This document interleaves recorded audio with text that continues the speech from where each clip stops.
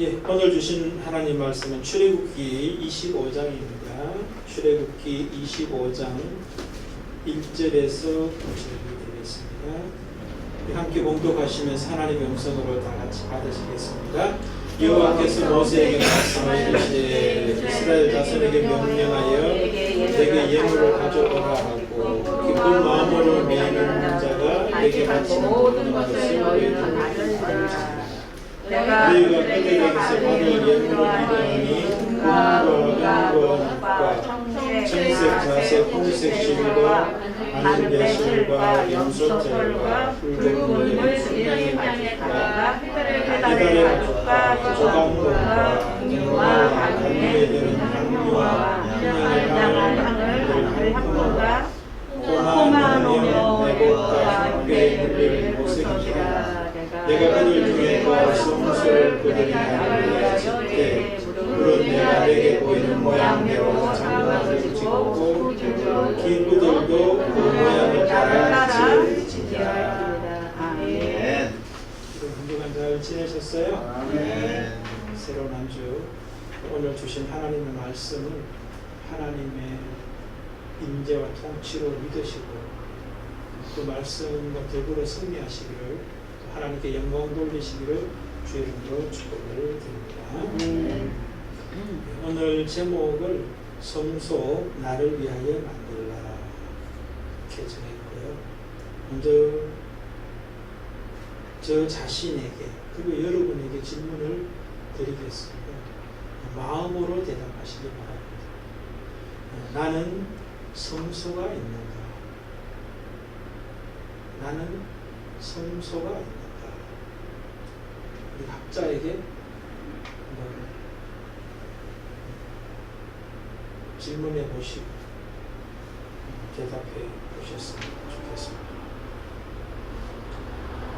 오늘 본문은 하나님께서 이스라엘 백성들을 시내 광야 시내 산에 데려오셔서 십계명도 주시고 그 다음에 가나안 땅에 들어가면 지켜야 될 규례들에 대해서 쭉 말씀을 해주십니다. 19장 이하에서부터 24장까지요. 그 다음에 오늘 본문 25장에서부터 31장까지는 성막을 제작하는 것에 대해서 그리고 또 그 제작에 필요한 여러 가지 지침을 주시는 말씀이 오늘 본문에서부터 시작이 돼요. 그래서 오늘 본문 25장 1절로 9절은 성막을 짓고 그 관계된 어떤 모든 것들을 필요한 지침을 주는 데 있어서 서론에 해당됩니다. 큰 틀에서는요. 그런데 그 서론에 해당되는 내용이 뭐냐면은 너희는 나를 위하여 성소를 만들라 이렇게 말씀을 하고 있습니다. 그러면 오늘 하나님께서 왜 성소를 만들라고 하실까? 두 번째, 성소가 무엇인가? 세 번째, 성소는 어떻게 만들어지는가?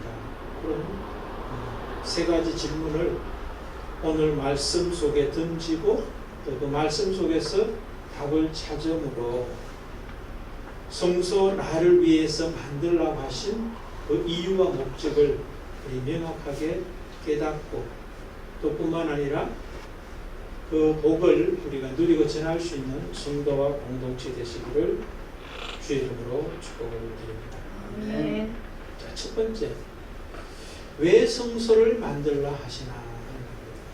8절에 보면 내가 그들 중에 거할 성소를 그들이 나를 위하여 짓되 물은 내가 내게 보이는 모양대로 장막을 짓고 기구들도 그 모양을 따라 지을지니라. 그럼 성소를 하나님께서 하나님 자신을 위하여 만들라 그렇게 말씀합니다. 왜 그랬을까요? 왜 하나님께서 우리에게 성소를 만들라 하시는가? 좀 전에 제가 드렸던 질문처럼 나에게는 성소가 있는가? 나에게 성소가 있는가? 없다면 지금이라도 뭐요? 성소를 만들어야 돼요. 그럼 왜 만들라 하시느냐는 거예요. 그리고 성소 만드신 분 계시면 왜 성소가 있어야 될 이유와 목적이죠? 왜 성소가 있어야 됩니까? 하나님의 백성의 표시를 하나님의 백성의 표시다. 네, 그 말씀도 맞죠. 오늘 본문 보면은 8절에 그 이유와 목적이 있어요. 내가 그들 중에 거할 성소에 있어야 될 이유와 목적이 뭐냐? 그렇지, 거기에 하나님이 거하신다. 그렇게 되겠어요. 그러면 성소가 있어야 될 이유와 목적이 뭐겠어요? 거기에 하나님이 계시니까 그 성소가 나에게 있는 사람은 하나님을 누리는 거예요. 성소가 있는 사람은 성소에 하나님이 계시니까 거기에 거하시니까 그 하나님을 내 하나님으로 누릴 수 있는 거예요.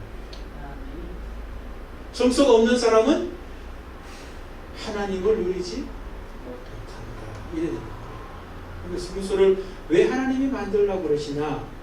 근데 여기 보면 하나님께서 나를 위하여 성소를 만들려고 그러는데 정작 우리가 생각해 보면 성소를 만드는 것이 하나님을 위해서이기도 하지만 더 큰 것은 나를 위해서.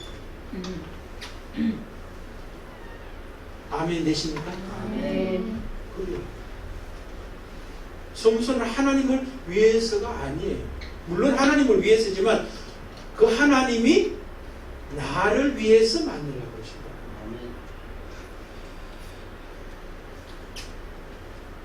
그래서 여기서 이제 쓰인 말씀에 성소에 거한다 했는데 거하다라고 하는 말을 우리가 우리말로는 그냥 거한다 이렇게 이제 표현되어 있지만 이 원어상에는 샤칸이라고 하는 말이 써 있어요. 사실 원어를 그렇게 따져야 될 이유는 없는데 그런데 그 의미를 알면 우리에게 더 은혜와 복이 되기 때문에 말씀을 드리는 거예요. 샤칸이라는 말은 정착하다, 거주하다, 머물다, 체류하다 이런 뜻이에요. 거한다는 말이에요. 그런데 그 비슷한 말, 살다, 거주하다라고 하는 말에 또 다른 히브리어 말이 있어요. 그거는 야샤브라는 말이에요. 얍삽하다 그 뜻 아닙니다. 비슷하죠, 그죠? 야샤브예요, 야샤브.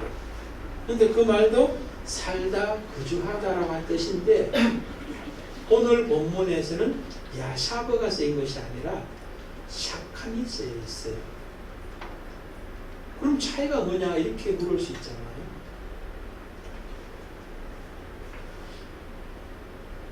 차이는 이렇게 제가 사전을 찾아보니까 되어 있더라고요. 근본적인 차이는 야샤브는 지상의 인간이 자기 백성 사이에 거하는 것을 묘사하는 구절에 사용된다. 사람이 거하다 살다라고 할 때 야샤브라고 하는 게 쓰인다는 거예요. 땅 위에서 하나님의 거주를 논할 때는 야샤브가 매우 드물게 사용된다. 그러니까 하나님에게는 이 말이 별로 사용되지 않는다는 거예요. 그러니까 하나님이 야샤브 하신다 이러면 말이 안 된다는 거예요. 그런데 성경에는 이 두 가지가 혼돈되게 사용될 때도 있긴 있다는 겁니다. 그러나 드물다는 거예요. 그런데 특별히 오늘 본문에서 착한이라고 하는 것을 거한다라는 말에 사용된 것은 친근함과 근접하다, 가까이 계신다라고 하는 의미가 강조되는 말이 착합니다. 그럼 내가 너희 가운데 거할 성소를 만들라라고 했을 때 거한다라고 하는 말의 의미가 더 우리하고 친근하게, 가깝게, 피부로 와닿게 거하시는 하나님을 말씀하시기 위한 것이 성소를 만들라 하시고 그 만드는 이유 목적이 내가 거기에 거하려고 한다는 이유와 목적이에요.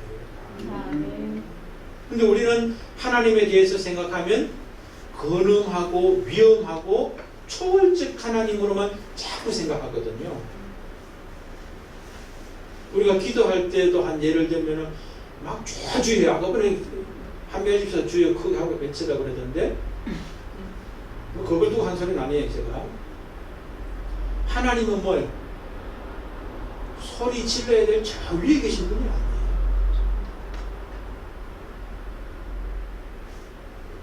거한다 오늘 뭐라고 그러죠?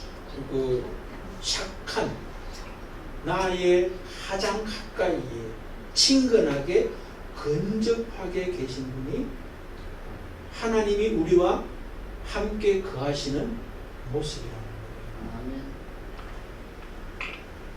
그래서 하나님은 막연하고 초월적이고 개념적이고 관념적인 그런 멀리 계신 하나님이 아니라 너무너무 우리와 가까이 계시면서 우리를 통치해 주시고 그 다음에 또 성소를 보면은 이스라엘 백성들이 성소 만들고 난 다음에 그 성소의 역할을 보십시오. 그 한 자리에 모여 있을 때는 제일 중간에 그죠? 이스라엘 백성들 12지파가 세 지파씩 동서남북으로 있고 그 제일 중간에 뭐예요? 성소가 성막이 있는 거예요. 함께 하신다. 중심이 되신다. 가까이 계신다. 하는 의미가 되겠고 이동할 때 이 성막은 또 어디에 있어요? 제일 앞에 있죠. 제일 앞에서 길을 인도하시는 그 다음에 또 대적들이 나타났을 때는 어때요? 싸워서 이기게 하시는 그런 역할을 해주시는 거예요.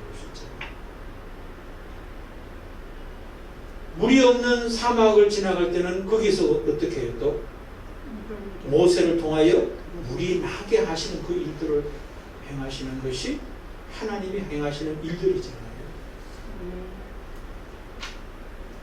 그러니까 우리는 반드시 뭐예요? 성소를 만들어야 돼요. 하나님을 위해서뿐만 아니라 내 자신을 위해서 성소가 반드시 필요한 사람들이에요.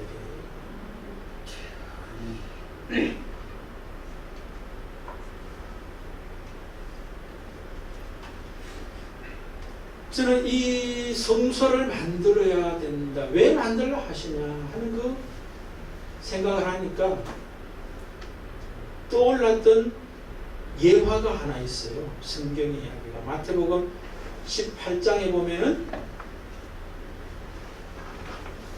베드로가 예수님께 나와가지고 잘난 척합니다. 예수님, 형제가 나에게 잘못을 하면 7번 용서해주면 됩니까? 하는 그런 질문을 해요. 그랬더니 예수님께서 뭐라고 그래요? 7번씩 70번씩 용서해야 한다 하는 거예요. 그럼 계산 빠른 사람들은 490번 하는 겁니까? 이렇게 하는 거예요. 그게 아닌 거예요.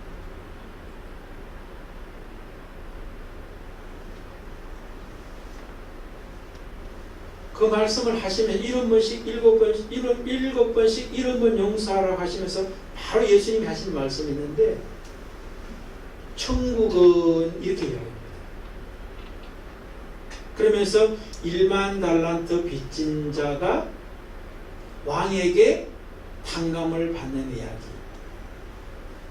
근데 그 1만 달란트 탕감 받았던 사람이 자기에게 100데나리온 빚진 친구에게 탕감해 주지 못하는 이야기가 나와요.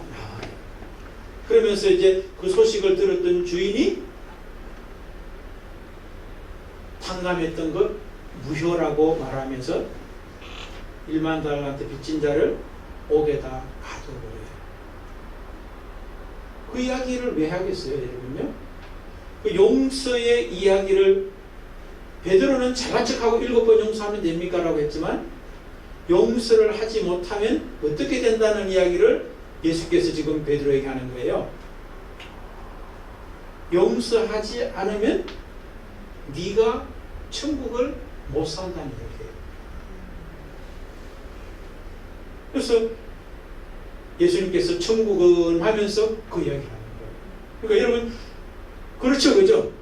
우리도 용서를 받아야 할 대상도 있고 또 용서해야 될 대상도 있을 수 있는데 용서를 해야 되고 용서를 받아야 될 이유와 목적이 몇 번이냐가 중요한 게 아니라 용서하지 못하고 용서를 구하지 못하면 우리는 지옥을 산다는 거예요.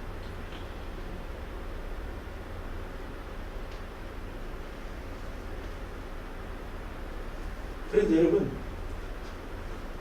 조금 더 제가 말씀드려야 되는데 1만 달란트를 이제 탕감을 받았어요. 근데 1만 달란트를 계산을 해보니까 한 달란트가 6천 데나리온이랍니다.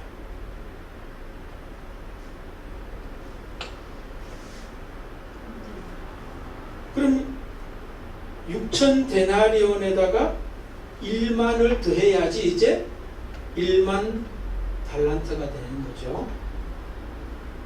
근데 자기에게 빚졌던 사람은 100데나리온이에요. 100데나리온이면 하루 품삯을 10만 원으로 잡으면 하루 품삯이 한 데나리온이니까 1000만 원이에요. 그러니까 1000만 원을 탕감을 못 해줬어요. 그러는 바람에 1만 달란트를 용서받았다가 탕감받았다가 다시 갚아야 되는 처지로 바뀌어버린 거예요. 1만 달란트 그러니까 얼마나 하니까 제가 계산해 보니까 60조다. 1000만 원 그 탕감 안 해주는 바람에 60조를 놓쳐버린 거예요. 그러면서 이제 생각이 되는 거예요. 우리가 성소를 만들어야 될 이유와 목적도 똑같은 생각들이에요. 성소 만드는데 1000만 원 드는데 그 성소 안 만들다가 60조를 놓쳐버립니다. 아시겠어요? 별로 동의가 안 되는데 그냥 너무 감이 안 와서 예배를 가볍게 생각하면 뭐예요? 성소가 결국 오늘 예배예요. 예배를 가볍게 생각하면 60조가 날아갑니다. 여기에 하나님이 거하신다고 그러잖아요. 하나님이 60조밖에 안 되겠어요? 그런 식인 거예요.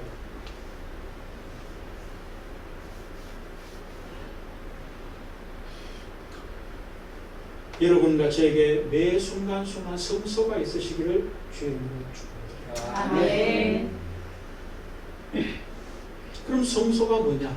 이렇게 또 물을 수가 있겠죠. 오늘 성소는 뭐냐? 이렇게 물으면 성소라고 하는 말에 또 원어를 찾아보니까 미코다시 이렇게 되어 있어요. 이것은 카다시에서 유래했다. 그렇게 설명이 되어 있는데 카다시는 뭐냐? 거룩한 장소다. 말 그대로죠. 그죠? 한문으로 풀어도 거룩한 장소가 성소죠. 그런데 우리가 그렇게 그렇게만 풀면 놓치기 쉬운 게 뭐예요? 성소 이러면 장소의 개념으로 생각하기가 쉽다는 거예요. 거룩한 장소니까. 근데 성경에서 성소는 거룩한 장소를 포함합니다. 그런데 그것이 핵심이 아니에요. 성소는 뭐냐? 하나님이 머물러 계신 자리도 되고 하나님의 통치를 받는 장소, 시간, 모든 명령은 다 포함되는 거예요. 아멘. 그러니까 성소는 모든 것이 성소가 아닌 것이 없는 거예요. 왜? 하나님은 무소부재, 안 계신 어느 장소든지 계시지 않은 것이 없다. 이래 되는 거거든요. 아멘. 장소에서는 이제 모든 것이 다 성소가 될 수 있는 거예요. 그런데 더 중요한 건 장소보다 뭐예요? 그 계신 하나님의 통치, 임재, 이것을 경험하는 사람이 뭐예요? 또 성소가 될 수 있는 거죠. 너희는 성전이다 그랬죠, 그죠?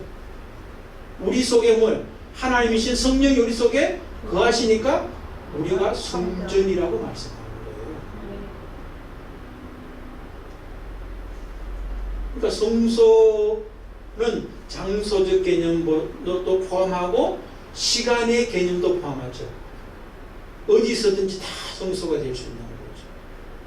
언제나 성소가 만들어질 수 있는 거예요.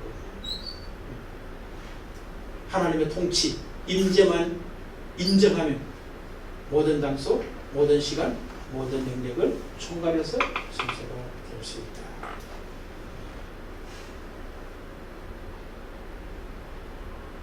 그런데 수가성 여인의 모습을 보면은 성소에 대한 개념이 제대로 정립이 안 돼 있으니까 안타까운 삶을 살아가고 있는 모습이 요한복음 4장에 나타납니다. 수가성 여인 우리 잘 알죠, 그렇죠? 물도로 왔던 여인, 남편 5이 있었고 지금 6번째 남편과 살고 있는 그 사람. 그래서 예수님하고 이제 대화하는 가운데서 이 여인이 예수님께 질문하죠. 우리나라 사람, 그러니까 사마리아 사람들은 이 산, 그리신산일 겁니다. 이 산에서 예배해야 된다고 그러는데 유대 사람들은 예루살렘에서 예배해야 된다고 하는데 당신은 내가 당신하고 이야기하면서 들어보니까 선지자인 것 같은데 어디서 예배해야 됩니까? 하는 그런 질문을 해요. 그러니까 이 사람은 성소에 대한 개념을 지리적 개념, 장소적 개념에 제한된 이해를 하고 있는 거예요. 근데 예수님의 답변은 뭐예요? 장소를 무시한 거 아닙니다. 그러나 그것보다 더 중요한 게 있기 때문에 예수님이 말씀하는 거예요. 성소는 여기서도 저기서도 아니라 네가 예배할 때가 온다. 그런데 바로 지금이 이때다. 여기서도 저기서도 아니다. 그런데 이때인데 어떻게 예배해야 되느냐? 어디가 성소냐? 하나님과 예배할 때가 오는데 영과 진리로 예배해야 한다. 그게 바로 성소라는 거예요. 그러니까 이 여인은 성소에 대해서 지리적 개념을 가지고 있었는데 예수님은 지리적 개념을 넘어서서 더 중요한 영과 진리로 예배해야 된다는 건 뭐겠어요? 태도와 자세라는 거예요. 내가 하나님의 성령의 통치를 받고 하나님의 진리의 통치를 받으면 임재 가운데 있으면 장소를 넘어서 시간을 넘어서 예배할 장소 성소가 된다. 그렇게 말씀합니다. 여러분 아시겠죠? 네. 성소가 뭐냐? 지리적 개념을 넘어선다. 무시하는 게 아닙니다. 반드시 필요합니다. 시간도 넘었습니다. 제일 핵심이 나의 예배하는 성소에 찾아드는 자의 마음의 자세와 태도가 성령과 진리 가운데 있다면 그 사람이 이미 성소가 되는 것이고 그 사람이 가는 곳, 그 사람이 있는 그 시간이 다 성소가 됩니다. 반면에 성령과 진리의 통치를 받지 못한다면 어디에서 언제 있든지 성소는 없는 거예요. 예배당에 와 앉아 있어도 성소는 안 되는 거예요. 예배를 듣는 시간에도 성소가 안 되는 거예요. 제일 중요한 게 본질이 빠지기 때문에. 본질이 명확하게 잡혀 있으면 모든 장소, 모든 시간 다 성소가 될 수 있다. 그렇게 볼 수 있는 거죠. 세 번째, 성소는 어떻게 만들어지는가 하는 겁니다. 오늘 하나님께서 모세를 통한 이스라엘 백성들에게 성소를 만들라고 하시면서 어떻게 만들어야 되는지를 말씀하시는데요. 첫 번째 보면은 성소를 만들 예물이 필요하죠. 그죠? 근데 그 예물을 누가 가져오라고 그래요? 이스라엘 자손. 예물을 하나님이 가지고 오라. 내게 가지고 오라. 기쁨으로 이스라엘. 그렇죠. 2절이잖아요. 이스라엘 자손에게 명령하여 내게 예물을 가져오라 하고 기쁜 마음으로 내는 자가 내게 바치는 모든 것을 너희는 받을지니라. 성소를 지으려면 예물을 있어야 되고 그 예물을 이스라엘 백성들에게 가져오라 그렇게 이야기합니다. 그 다음에 더 중요한 게 또 있습니다. 예물을 바치는 자의 자세, 태도를 이야기합니다. 뭐라고 그랬죠? 좀 전에 읽었죠? 기쁜 마음. 기쁜 마음으로. 이것을 또 제가 찾아보니까 기꺼이 즐거운 마음으로 이렇게 되어 있어요. 그 다음에 예물의 종류는 뭡니까? 3절부터 보면 여러 가지 막 나오죠. 그죠? 금과 은과 녹과 청색, 자색, 홍색, 실하고 쭉 나옵니다. 예물의 종류는 모든 것이 다 될 수 있는 것 같아요. 근데 모든 것이 다 되는데 귀한 것도 있고 좀 싼 것도 있어요. 근데 귀한 것이든 싼 것이든 다 그것이 누구의 것이에요? 그렇지. 그게 또 중요한 거예요.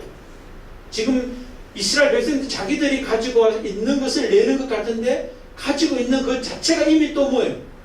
하나님이 주신 것을 자기가 가지고 있는 것 같아요. 하나님이 주신 것을 누구를 통해서 줬어요? 애굽에서 나올 때 애굽 백성들이 이 사람들에게 줬던 거예요. 그 다음에 또 중요한 게 있습니다. 누가 성소를 만들려고 그래요?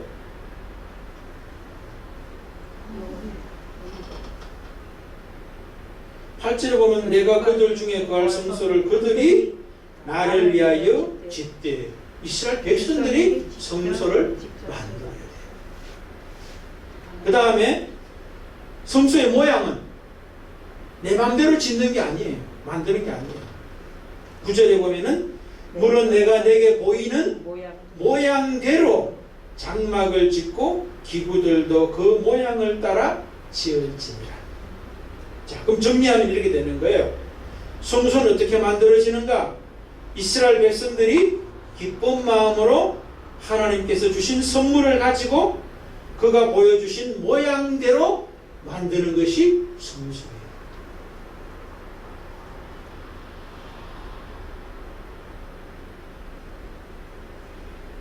그러면서 이제 저에게 떠올랐던 이야기가 이제 가인과 아벨 이야기가 떠오르더라고요.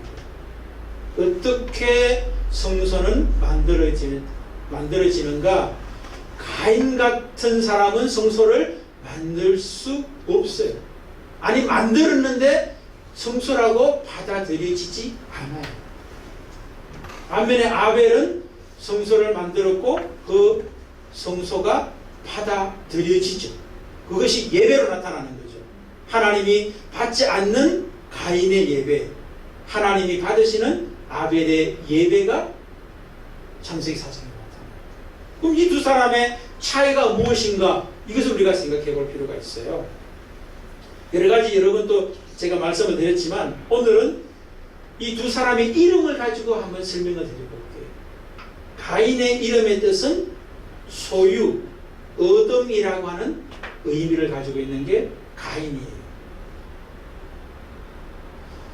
반면에 아벨이라고 하는 사람의 이름의 뜻은 허무라고 하는 이름이에요. 그럼 이게 무엇일까? 우리가 생각해 보면 가인은 소유 중심의 사람이다. 그렇게 볼 수 있어요. 그러니까 소유 중심의 사람은 하나님께 예배할 수 있는 예배의 장소를 만들긴 만들지만 하나님이 받으시는 성소를 만들 수 없다라고 하는 이야기예요. 왜? 그 소유의 주체가 자기로 늘어납니다. 그러니까 예배 장소를 꼭 만들더라도 뭐예요? 그 속에 자기가 있는 거예요. 항상. 자기가 있다는 말은 자기가 있는 만큼 뭐가 없는 거예요? 거기에 계셔야 될 하나님이 거하시는 건데 거하실 하나님의 자리를 자기가 빼앗은 것이 되는 거예요. 그러면 자기 자신은 뭐예요? 천국이 그만큼 없는 모습이 돼요. 반면에 아벨은 어때요?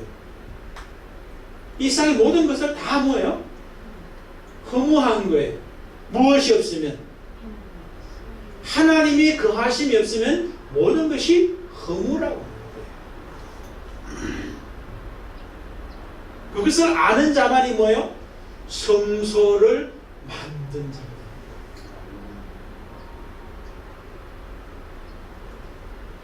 여러분 어때요? 제가 다시 한번 질문합니다. 나에게는 성소가 있는가?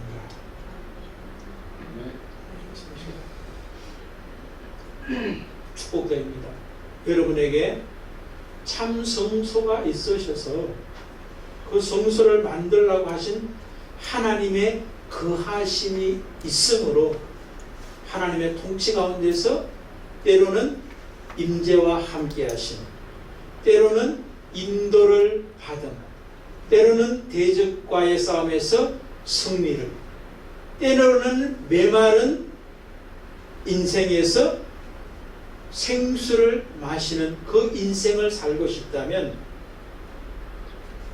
성소를 만드시기를 주의 이름으로 축복드립니다. 아멘.